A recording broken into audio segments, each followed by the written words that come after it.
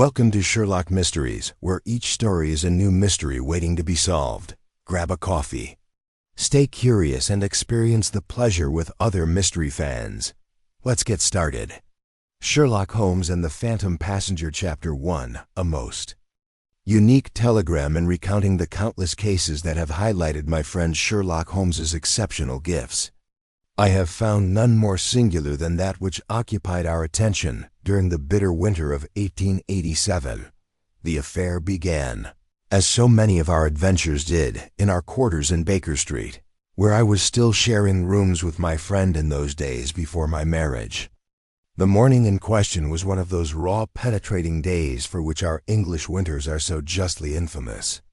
A thick yellowish fog had descended upon London, rendering the view from Holmes's windows lit, his tall, lean figure silhouetted against the murky light, his pipe sending elaborate curlicues of smoke into the already oppressive atmosphere. On the table beside his chemistry apparatus lay a telegram, its yellow paper bearing the clear marks of having been crushed and then carefully smoothed out again. "Ah, Watson," he shouted, though he hadn't looked to see who had entered your timing, "is as ever immaculate. I was just about to send a kid round to fetch you. What do you think of this?" He put the telegraph into my hands, and I read, "My dear Mr. Holmes, I write with the utmost urgency regarding a most odd occurrence on the Norwood Express this morning. A gentleman of significant standing, Mr. Edmund Thornfield, has gone in a manner that defies all rational explanation. The facts are most extraordinary. He was last seen in a first-class compartment, both doors of which remain securely locked, the windows being quite intact and offering no possibility of ESS. His hat, coat, and papers remain undisturbed within the compartment, but the gentleman himself has utterly disappeared. Your most urgent assistance is required. Yours faithfully, Inspector G. Ladd, Scotland Yard. Good heavens, Holes!" I exclaimed, settling into my old armchair by the fire. A passenger simply vanishes into thin air. It seems quite impossible, does it? Not a curious smile played about his thin lips as he tapped the ash from his pipe, and yet Ladd is not given to flights of fancy, whatever else one might say about our friend from Scotland Yard. He is prey to a fault. Then you believe there is something in it, my dear Watson. It is precisely because it appears impossible that I find it so intriguing. He began to pace the room with that nervous energy I knew so well. Consider a first-class compartment on the Norwood Express, locked doors on both sides, windows that open barely wide enough to admit a hand, a passenger who boards at Norwood Junction and vanishes before Victoria Station, leaving behind his personal effects. What does that convey to you? I pondered for a moment. Either some kind of remarkable escape in a moving train, observed by no one, or one continued, the witnesses are somehow mistaken. Perhaps this man simply left the compartment when no one was looking. Most illuminating, he reached for his coat. "We have not a moment to lose, Watson. The train is being held at Victoria Station, and every minute we delay allows some vital piece of evidence to slip away. Bring your service revolver. You expect danger." Then I inquired. "I expect nothing, my dear fellow. I merely observe that when a man vanishes from a locked room, leaving behind his possessions, but taking with him a deadly secret, danger is rarely far behind." As we descended the 17 steps to Baker Street, I could not shake a profound sense of unease. The fog seemed to wrap around us like a shroud, and the usually busy street was eerily silent save for the muffled clip-clop of a P.in hansom. "I say, Holes," I ventured as we waited for our own cab, "how did you know about the deadly secret?" He smiled, that thin, enigmatic smile that so often preceded his most brilliant deductions. "I didn't. But you've just confirmed my suspicion that there must be one. No man arranges such elaborate a disappearance without excellent cause, and I dare say we'll find Mr. Thorfield's reasons most enlightening, assuming we find Mr. Thorfield himself." With that cryptic pronouncement, he fell silent, and we rode toward Victoria Station through the thickening fog, each lost in our own thoughts. Little did I know that we were beginning on a case that would challenge not only Holmes' exceptional deductive powers, but also our very grasp of what was possible within the confines of reason and law. Chapter 2. The Empty Compartment Victoria. Station presented a scene of barely contained chaos when our hansom deposited us at its imposing entrance. A considerable crowd of onlookers had gathered, merchants, clerks, and laborers alike, their social distinctions momentarily forgotten in their shared curiosity held at bay by a cordon of constables who maintained order with that peculiar mixture of firmness and deference characteristic of London's finest. Stand back there, if you please, sir. One particularly Zia Dr. Watson, I cannot tell you how glad I am by your swift response. The press will be upon us within the hour, and I confess that this business has me rather perplexed. Please give us the particulars. Inspector Holmes responded, his sharp observant eyes already scanning the length of the Norwood Express, which stood silent and imposing beside the platform, great clouds of steam still rising from its locomotive. The missing passenger is one Edmund Thornfield, aged 45, a solicitor of some repute in Lincoln's Inn Fields. Carriage he boarded at Norwood Junction at precisely Q8 this morning at 47 minutes. 8 as the train approached Victoria. The conductor James Hawkins passed through checking tickets when he reached this compartment here. He gestured to a door marked with a chalk cross. Thornfield had vanished, though his hat, coat and leather portfolio remained precisely where he had placed them, and the compartment was locked. Holes inquired, already examining the door with his lens on both sides. The windows, as you can see, cannot be opened more than a few inches, barely enough to slide a hand through. We've examined every passenger in the neighboring compartments, and no one saw or heard anything about Ward. Holmes had begun his examination of the compartment with that methodical precision I knew so well. His gray eyes darted from floor to ceiling as he moved with the efficiency of a bloodhound on a scent. He paused at the window, paying particular attention to the brass fittings, then knelt to study something near the leather upholstered seat. Most illuminating, he murmured, "Tell me, Inspector, was anything disturbed when you found the compartment?" "Nothing, sir. Everything was just as you see it now." "Including this?" Holmes asked, pointing to a small scuff mark on the leather seat. "I believe so," Ladd replied with that slight hesitation I had often observed when he found himself on uncertain ground. Holmes straightened up, his countenance unreadable. "I'd like to speak with the conductor, if you could, and I'll need a complete list of all passengers who boarded at Norwood Junction." As I hurried off to comply, I wondered if you'd formed any theory, Holes, Watson, though I must admit the truth may prove stranger than any of them.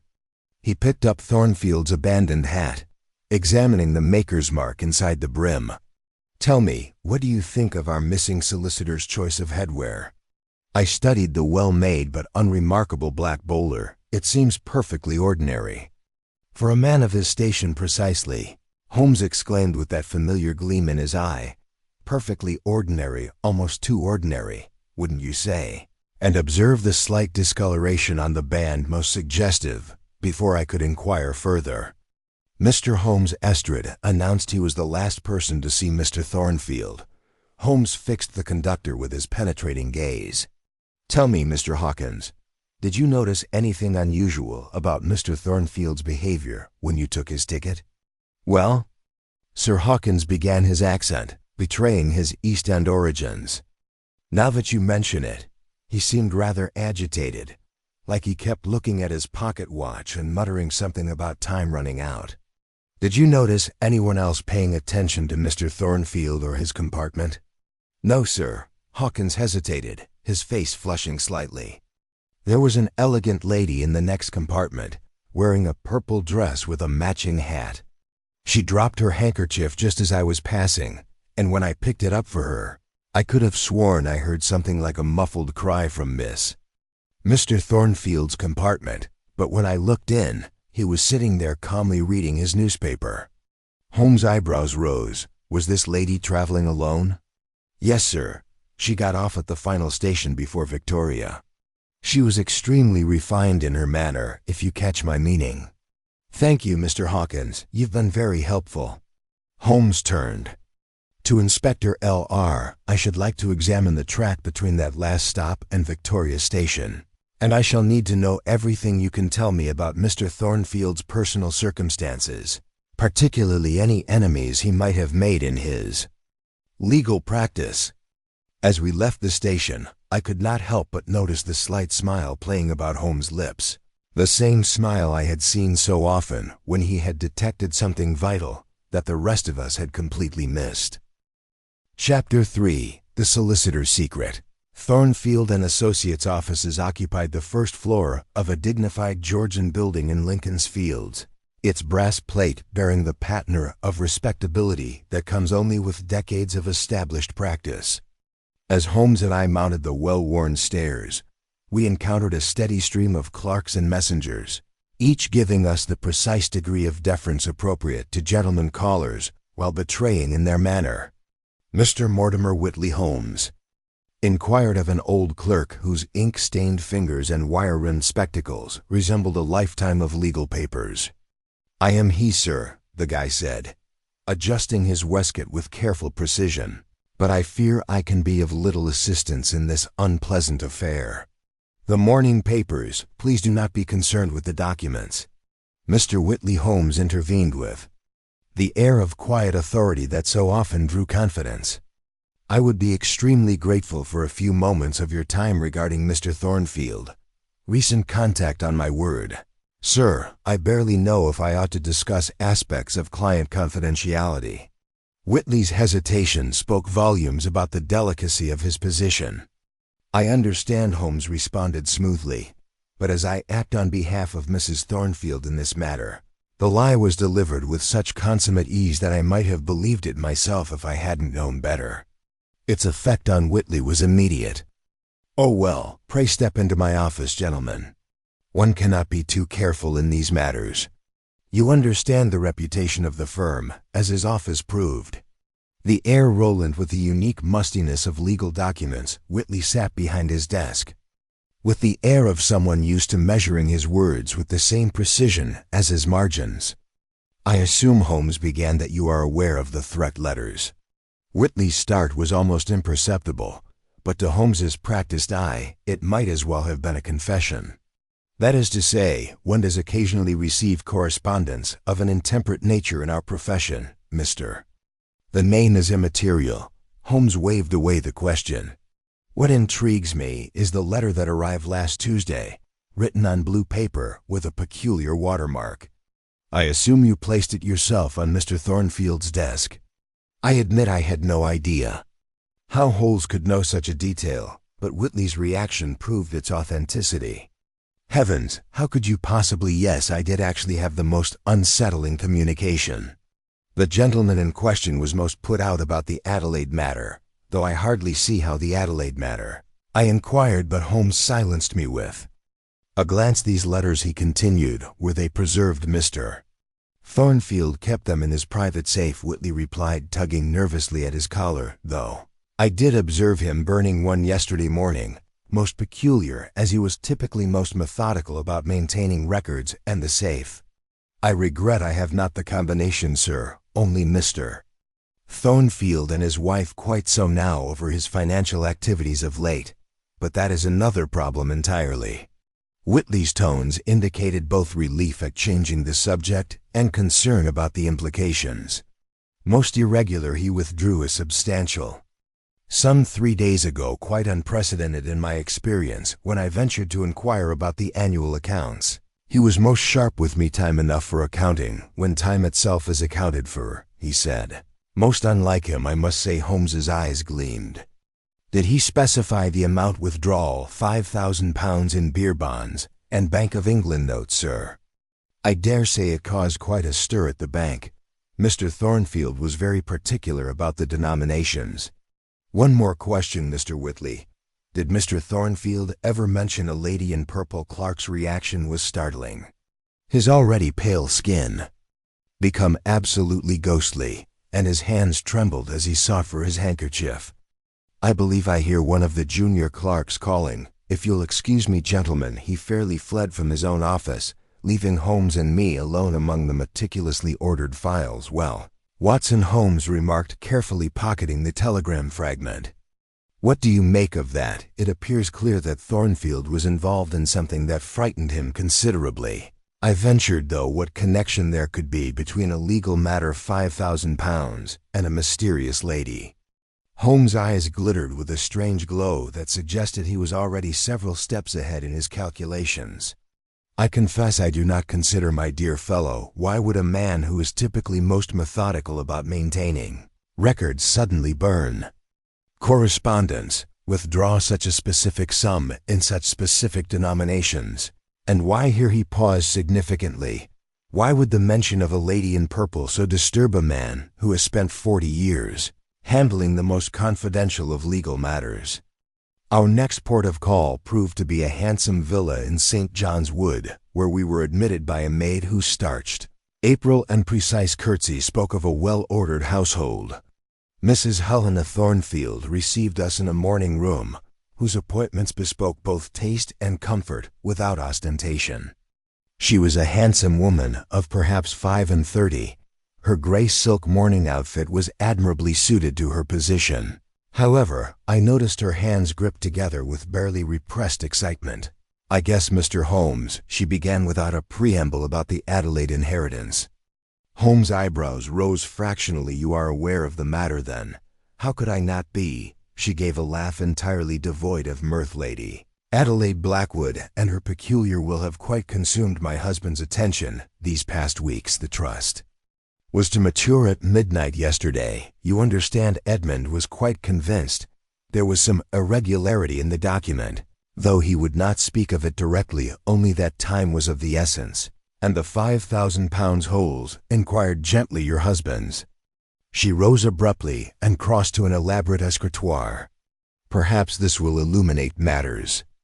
Mr. Holmes, I found it in the grate this morning. Edmund was burning papers late last night, which is unusual for him because he has always been so methodical." The document she handed to Holmes proved to be another telegram, its edges charred, but its message still partially legible. "Lady, evidence must act now. Time. One final question, if I may," Holmes said, carefully pocketing the fragment. "Did you receive a visitor yesterday afternoon? A lady possibly wearing purple?" The impact of this inquiry was extraordinary. Mrs. Thornfield's composure, which she had maintained with admirable fortitude until now, had completely crumbled. "How could you know about her unless she called?" "They spoke in Edmund's study for nearly an hour. When she left, he was changed. He wrote a letter. Immediately afterward, his hands were shaking so much that he could hardly hold the pen. All will be well by midnight, he told me. Either all will be well, or all will be lost. Those were his exact words, Mamar Holmes." HS was about to respond when the sudden tolling of a church bell made us all start. Mrs. Thornfield glanced at the horo clock upon the mantelpiece with visible agitation. "Gentlemen, I fear I must ask you to excuse me. I have an appointment which cannot be delayed. Perhaps we might continue this discussion tomorrow." As we took our leave, I observed Holmes's thoughtful expression. "Well, Watson," he remarked, once we were back in our hansom, "what do you make of it? The Adelaide inheritance, the £5,000, the mysterious lady in purple, they must all be connected somehow." I ventured, "Indeed, and did you notice anything particular about our visitor's attire as described by Mrs. Thornfield?" "Only that she wore purple, Holmes, not just purple. Watson, a most distinctive shade, would you not agree?" "Why, that I have observed in only one establishment in all of London." His eyes gleamed with that peculiar light that suggested he was already several steps ahead in his reasoning. "I believe it's time we paid a visit to Regent Street. That particular shade of purple, combined with the quality of the material Mrs. Thornfield described, speaks of only one possible source driver to Madame Band's milliner establishment, and pray make haste. Chapter 4. Threads in purple, on my word, holes." As our vehicle clattered along Main Street, I gasped, "How did you deduce the lady's Milla from nothing more than a glimpse of her hat?" My companion grinned the tiny contented smile that I had grown to associate with his more brilliant deductions. "Hardly a deduction, my dear fellow. I simply dispatched one of my Baker Street irregulars to make inquiries at every miller's shop between Norwood and Victoria Station. Young Wiggins has a remarkable eye for detail, and a particular talent for extracting information from shopgirls. He reported that only one establishment in London produces that precise shade of purple, a fact which their proprietor guards most jealously. And you believe this establishment might lead us, our mysterious lady, consider Watson, a lady of evident refinement, purchases a distinctive hat mere days before a most peculiar disappearance. The hat itself is chosen to be noticed to draw the eye. Why would one wish to be so memorable, unless what holes, unless being noticed, was precisely the point. Our cab drew to a halt before an elegant shop from its gilt EDG windows displaying confections of silk and feathers calculated to catch the eye of London's most discriminating. A finely lettered sign declared Madame Bond's millinery establishment, and beneath it in somewhat smaller letters, by royal appointment, the latter with that special flourish that indicated aspirational rather than actual patronage. The shop bell tinkled with refined discretion as we entered. A young shopgirl, her black dress and starched apron indicating her status as a senior assistant, approached with that peculiar mixture of deference and perfected by those who served. "The wealthy good morning, gentlemen," she said, her accent suggesting an expensive finishing school. "How may we be of assistance? Pray inform Madame Boussault that Mr. Sherlock Holmes would be most grateful for a moment of her time." Holmes responded, presenting his card with an aristocratic flourish that caused the girl to revise her initial assessment of our social standing. "At once, sir," she murmured. Disappearing through a curtained doorway moments later, we were ushered into a private salon, where Madame Bopp herself awaited us. She proved to be a handsome woman of middle years. Mr. Holmes," she said, extending her hand with Persian grace. "I've heard of your reputation, but I can't conceive what interest London's leading consulting detective could have in my little establishment." Madame Holmes responded with a modest bow. "I seek information regarding a lady who purchased one of your distinctive creations yesterday morning, a hat in that particularly striking shade of purple for which you are justly renowned." I observed a slight tightening around Madame's carefully painted lips. "You must understand, Mr. Holmes, that discretion is the very foundation of my business. My clients expect quite so," Holmes interjected smoothly. "However, when matters of life and death intrude upon matters of fashion, even though Rose fractionally, surely you exaggerate, sir." "I fear not. The lady in question was observed this morning on the Norwood Express, shortly before a fellow passenger vanished under most suspicious circumstances." The exclamation, though theatrical, contained a note of genuine concern. After a moment's hesitation, she continued, "The lady ordered the hat a week ago, paid in cash, which is somewhat unusual for an order of that magnitude. She gave no name," but here she paused significantly. Holmes murmured, and her demeanor did not appear agitated. Rather, she was very collected and lovely, yet ... Madame Bond's voice lowered to a secret whisper, and there was something in her eyes when she spoke about the Adelaide estate that gave me pause. I ventured, but Holmes hushed me with a look.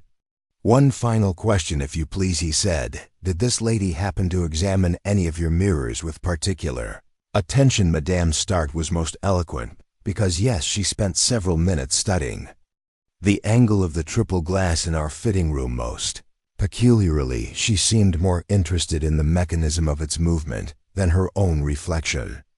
Holmes's eyes gleamed with that particular light I knew so well. "Thank you, madam, you have been most helpful, though I should advise you to be cautious. Should this lady return, she may find your establishment's reputation for discretion especially appealing." As we emerged onto Regent Street, I caught a glimpse of purple disappearing into the fog at the corner holes. "Surely that's after her, Watson. The game is not yet over." But even as we gave chase through the swirling London MC Chapter 5, Smoke and Mirrors, our pursuit of the lady in purple along the fog-covered Regent Street was unsuccessful, but Holmes appeared more delighted than disappointed by her escape.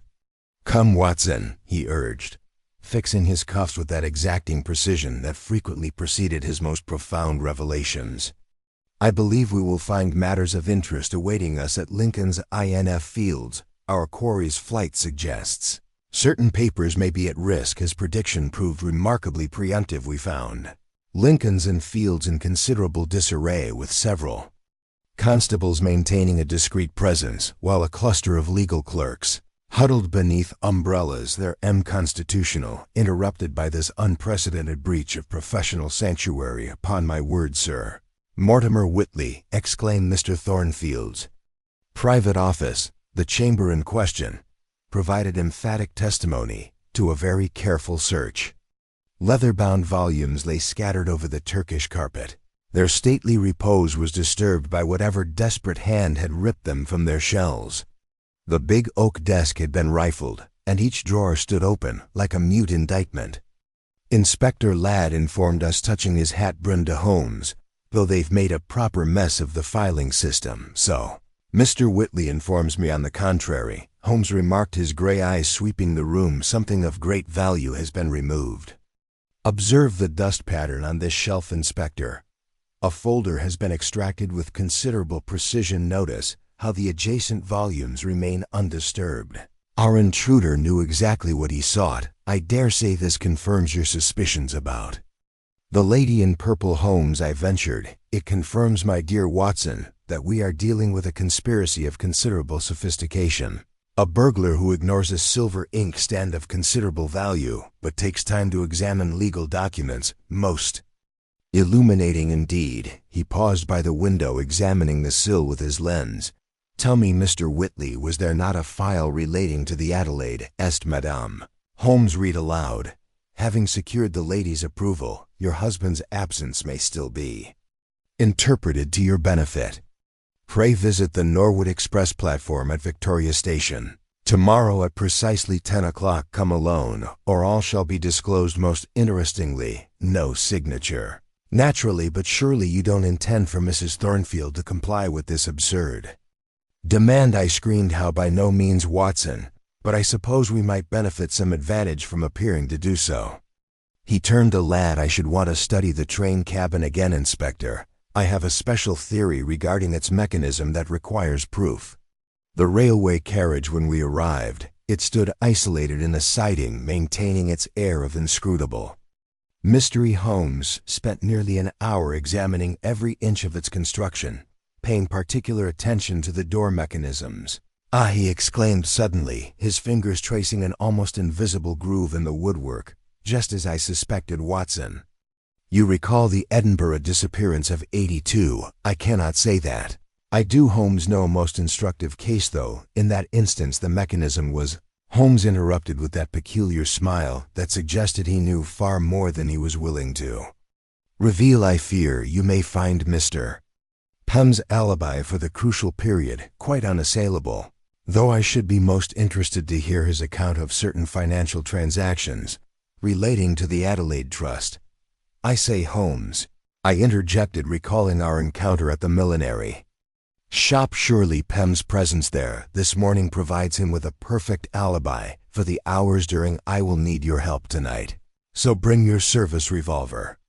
As we left Victoria Station, I noticed a familiar figure observing us from the shadows of the booking office. "Holmes," I whispered. "That man." Yes, I had noticed our friend in the gray ulster the third time we've encountered him today, by my count. "Most gratifying." He confirmed several of my theories regarding this curious affair. "Then you know who he is and what he represents, Watson, though the who I fancy may surprise even our friend Lestrade when all is revealed. But come, we have preparations to make if we are to be ready for tomorrow's performance, Holmes. Indeed, for I suspect our chapter 6, the Adelaide connection, dawn had barely touched the spires of London when Holmes and I found ourselves ensconced in a first-class waiting room at Victoria. The previous night's preparations, about which Holmes had maintained an air of sphinx-like inscrutability, had culminated in our current vigil, though its purpose remained as opaque as the morning fog pressing against the windows. "Watson," Holmes murmured, noting my restlessness. "Our friend from the railway engineering works should arrive momentarily." I observed a tall figure. It emerged from the mist, his frock coat and gold-rimmed spectacles lending him that particular air of professional dignity characteristic of the higher branches of mechanical science. At his heels trotted a smaller man whose cloth cap and oil-stained fingers proclaimed his status as a working engineer. Mr. Harrison Holmes greeted them, and Mr. Perkins, if I am not mistaken, most gratifying of you both to attend at such an early hour, upon my word. Mr. Holmes Harrison responded, employing his silk handkerchief with evident agitation. Your message suggested matters of gravest urgency, though I confess I failed to see what possible connection there could be between Lady Adelaide Blackwood's death and our railway operations. Perhaps, Holmes suggested, we might begin with the rather singular Mr. Perkins here. I fancy might illuminate us regarding certain mechanical innovations. The working engineer tugged nervously at his cap. Begging your pardon, sir, but their modifications was a most peculiar, like never seen nothing like them in 20 years. On the railway secret compartments in the paneling they were, and clever springs in the door mechanisms, all done properly and officially, mind you, with blueprints from the board and everything signed, no doubt, by Sir George Adelaide Ho. Mr. Holmes said, I've brought old Jenkins as requested, though I must say, the former station master at Norwood Junction. Holmes interjected, pray tell us, Mr. Jenkins, about the scheduled changes. You observed last month's schedule changes. Sir Jenkins' voice quavered with age, but carried that precision born of decades, announcing departure times. Oh yes, indeed, most irregular. Train stopping 3 minutes longer than usual at Norwood. It was, though not marked in any official timetable, same day. Every week regular as clockwork, and always that same first-class carriage, the one with the purple upholstery. Purwell, sir, seeing. As you asked, Jenkins glanced nervously at Harrison. There was a lady most elegant, she was always wearing purple, and a gentleman who looked uncommon like George Adelaide, though of course it couldn't have been him, being dead, and all made me think I was going sile. It did. I dare say it did, Holmes remarked, dry though. Your eyes, I fancy, were sharper than you knew. Tell me, Mr. Harrison, was it not Lady Adelaide herself who provided the funds for these mechanical? Harrison admitted, mopping his brow. Mr. Thornfield. But what this has to do with, he was interrupted by the arrival of Mrs. Thornfield. Her face pale but composed, Mr. Holmes. She said, I have just received the most extraordinary letter from my husband's bank. It seems he had been withdrawing substantial sums over the past year, all authorized by Lady Adelaide's trust. Indeed, Holmes's eyes gleamed, and these withdrawals coincided perhaps with certain mechanical I discovered this among my husband's private papers this morning. It appears Lady Adelaide had discovered something about her late husband's death that required both legal expertise, and here she glanced at Harrison, engineering assistants, to prove. Ah, Holmes exclaimed softly. Now we begin to see the shape of things, Watson. I believe you still have your service revolver. Excellent, for unless I am much mistaken, our phantom passenger is about to make his final journey, though perhaps, he added, glancing at his watch, we might persuade him to consider an alternative destination. Holmes, I ventured, surely you don't mean not here, my dear fellow? The fog is lifting, and with it, I fancy, the veil over this most singular affair. You have your men posted as I requested. Capital, then let us proceed to Chapter 7. Shadows on the platform. The morning fog had begun to evaporate when we assembled on platform 3, but sufficient MC remained to create spooky shadows amid the forest of iron columns supporting Victoria Station's enormous ceiling. Holmes had positioned us with characteristic precision. Estrad and his men strategically scattered among the early morning passengers. Harrison and Perkins, the chief mechanical engineer, conferring in studied casualness near the signal box, and Mrs. Thornfield seated decorously upon a station bench, every inch the genial lady awaiting her train. Observe Watson. Holmes murmured, his gray eyes as alert beneath the brim of his hat, how our friend in the ulster maintains his position near the bookstore. The third copy of the Times he has pretended to peruse in the past quarter hour. Unless I am much mistaken, I was about to respond when the station clock began to strike 10 as the last chime faded into the general hubbub of the station. A porter appeared pushing a luggage trolley with a singular item upon it, a brass-bound trunk of evident antiquity, its surface bearing the patina of extensive travel. Most irregular, sir, the porter was saying to Harrison, touching his cap with proper deference, found it in the left luggage office. We did no ticket but marked for the 10:15 to Norwood. Holmes remarked softly. Now observe most carefully, Watson, for I fancy we are about to witness a most instructive demonstration of railway engineering. A gentleman had approached the trunk. A distinguished figure in an impeccable frock coat, his silver hair and gold rimmed.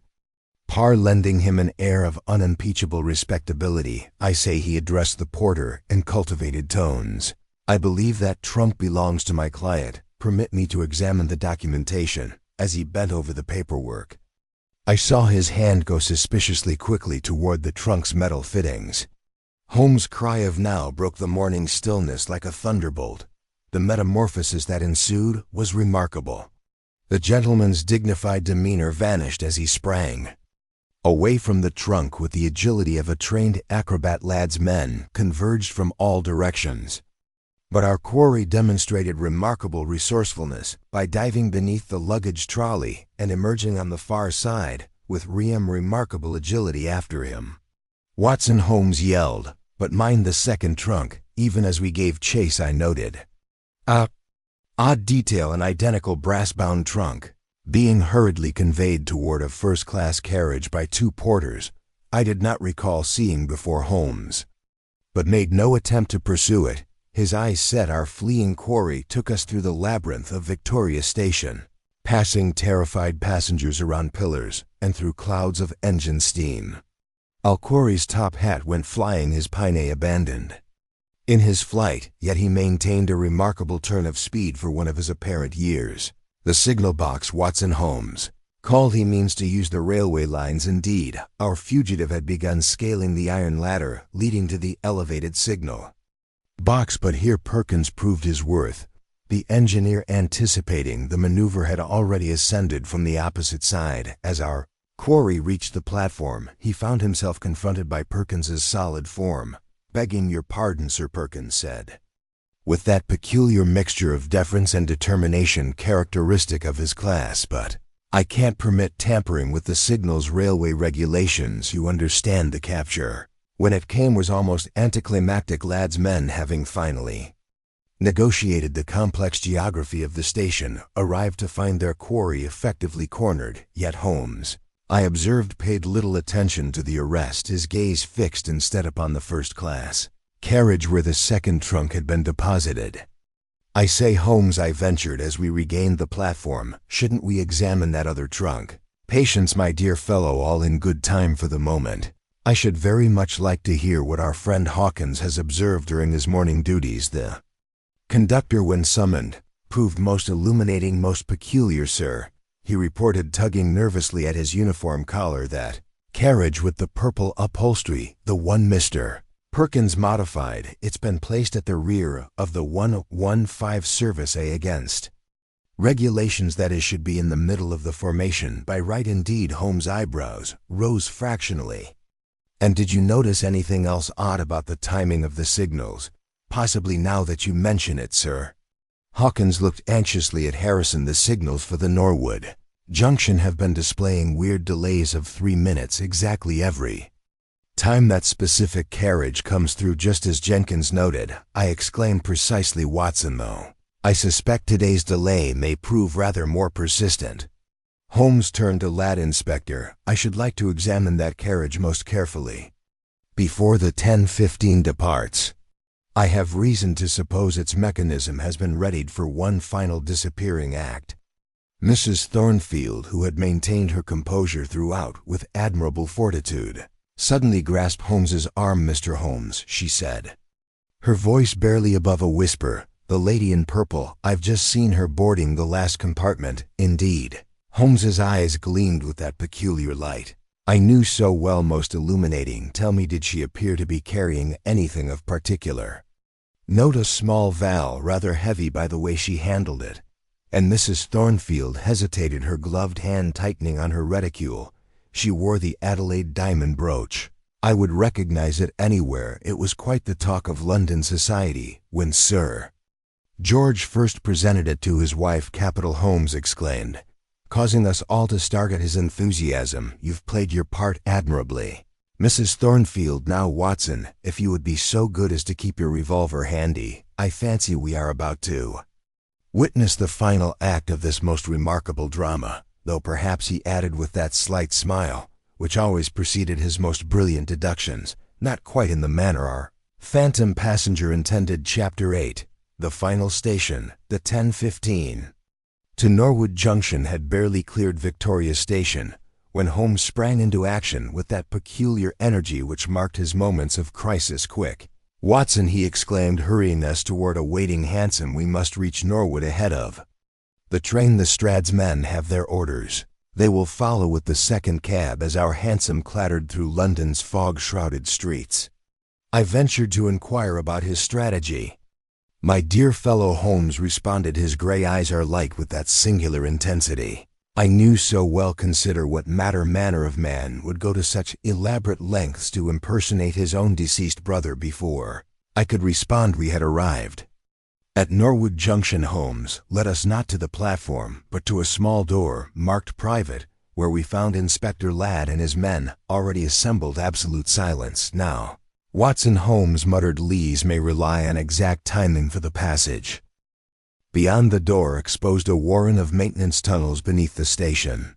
Holmes positioned us behind a massive pillar, just as the rumble of approaching wheels resonated through the underground chamber above us. The 10:15 from Victoria rolled to a stop. What followed occurred with the precision of a theatrical performance. Through gaps in the stonework, I observed the lady in purple alight from her compartment, moving with studied grace toward the rear of the train. At that precise moment, a figure emerged from the shadows, a distinguished gentleman, whose bearing spoke of generations of privilege. Everything is prepared, the lady inquired, her gloved fingers toying with a distinctive diamond brooch. My dear accomplice, the gentleman replied with exquisite courtesy, I rather think we have performed this charade long enough. Poor Mr. Thornfield nearly upset our plans with his inconvenient investigations. He was becoming rather troublesome, she agreed with a cold laugh, though I must say 5 years ago, I would not speak so openly about George's death, he cautioned, yet his tone held a note of pride. The appropriate use of mechanics mixed with a well-compensated physician, silence has served us excellently, and I dare think tonight's utilization of our unique carriage will be the last. Quite appropriate. Mr. James Adelaide, Holmes' voice boomed out as he stepped out of cover, but perhaps not in the way you intended. The alteration in both parties was astonishing. James Adelaide's patrician manner disintegrated into something even more ferocious, while the lady's triumphal poise collapsed into raw dread. Inconceivable, James hissed, his educated accent faltering. You cannot establish your impersonation of George, the mechanical compartment created for your appearances and disappearances. The murder of your own brother, followed by that of Mr. Thornfield when he learnt the truth. I believe the evidence speaks quite loudly. Holmes' voice conveyed that distinct note of steel beneath its silk. The railway board may have been duped by George's signatures appearing after his death, but the modifications to this carriage tell their own story, as does this, I fancy, remarked Ladd emerging with his men from various concealed positions. The click of handcuffs echoed through the tunnel as the constable secured both prisoners. Upon my word, Mr. Holmes, a proper pair of villains, though I dare say the hangman at Newgate will soon have the final say. Mrs. Thornfield, who had maintained a dignified silence throughout, spoke at last. My husband died trying to expose their scheme. Madam in the service of Justice Holmes replied with grave courtesy, though I fancy his sacrifice will ensure these two pay the fullest penalty of the law. As we watched Ladd and his men lead both James Adelaide and the lady in purple away to their final reckoning, I couldn't help but reflect on the grim symmetry of the affair later on. It wasn't until several days after the dramatic events at Norwood Junction that I had the opportunity to delve deeper into the specifics of the case. Holmes and I sat before a cheery fire in our Baker Street quarters, he absorbed with his after-dinner pipe, while I took notes for what I thought would become a record of this most singular affair. I confess, Holmes, I ventured at length certain parts of the company remained somewhat opaque to me. The mechanical contrivance, for example. How precisely did it operate? Holmes rose and took a roll of technical drawings from his desk. "Watch, Watson," he said, spreading them before me. "The ingenuity resides in its simplicity. The compartment floor beneath the seat could be quickly lowered into a hollow area between the rails formed during those allegedly routine repair works. The seat was attached on perfectly balanced springs, allowing it to return to position without betraying the absence of its occupant. But obviously such a mechanism would require remarkable timing. Precisely why the train made those strange 3-minute stops at specified spots. Mr. Perkins, the railway's chief mechanical engineer, was most illuminating on this point. The modifications appeared legitimate, bearing S. George Adelaide's signature, though of course the signatures were supplied by his brother James after S. George's murder, and poor Thornfield. How did he discover the truth? Through careful examination of the Adelaide estate's accounts. He noted discrepancies in the railway company's invoices payments for maintenance work that seemed excessive. Watson, that was the masterstroke of deception. As witnesses focused on the striking hue, they paid significantly less attention to other elements of her appearance. She was in fact James Adelaide's accomp, helping him preserve the illusion of his brother's periodic appearances. The diamond. Abreu was a somewhat dramatic touch, I must add, flaunting the very evidence of their lie. Heavens, Holmes, then the mechanical compartment served both for Thornfield murder and James Adelaide's impersonation of his brother. Precisely so. James would emerge at crucial moments to sign documents or make brief appear, ease maintaining the illusion that S. George was still alive and in control of the estate. The lady in purple provided the necessary diversions and Elise most ingenious, though ultimately fallible, a rather specialized addition to the science of detection. Holmes, my dear fellow, he replied, sending a perfect smoke ring toward the ceiling. In an age of mechanical marvels, we must be prepared to combat mechanical crimes, though. I fancy few criminals will attempt quite so theatrical a performance in future, particularly given that both James Adelaide and his accomplice now await the hangman at Newgate. The fire had burned low, and outside our windows a thick London fog had begun to settle over Baker Street. Somewhere in the distance we could hear the muted whistle of a train, a commonplace sound that now perhaps carried just a touch more mystery than it had before. Thank you for tuning in to Sherlock Mysteries. If you enjoyed the intrigue and suspense, be sure to subscribe and hit the bell symbol to be updated on more interesting detective adventures. Your support keeps the stories coming and the mysteries alive.